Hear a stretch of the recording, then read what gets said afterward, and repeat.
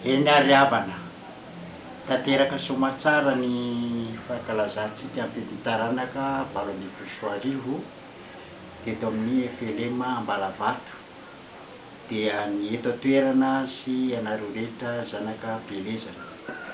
Isaoran'Andriamanitra tamin'ny zavatra rehetra izay vita tamin'ity taona ity indray, ary dia Andriamanitra ny hanombotra ny lanitsika rehetra entina hanasoa ny fiangonana arak'izay tanjon'ny Jobily dia fanatsarana ny ao anatiny indrindra izany.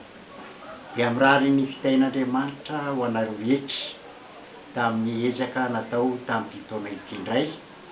Ny vola avitsika dia eo amin'ny 3 tapitrisa mahery eo hatreto aloha, fa amin'izao fotoana itenenana izao dia mbola eo am-pandaminana tokoa.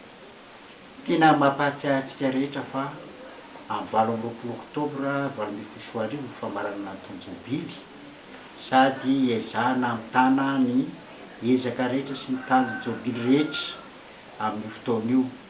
Dia manainga antsika rehetra mba samy tonga eto Ambalavato indray, ianareo havana Mantsakaiza na eto Madagasikara na ivelany, hanao an'izany famaranana izany satria fotoan-dehibe amin'ny tantaran'ny fiangonantsika io. Dia manao mandra-peona aminareo rehetra amin'ny anaran'i Jesosy indray, izay eto an-toerana dia mirary indrindra.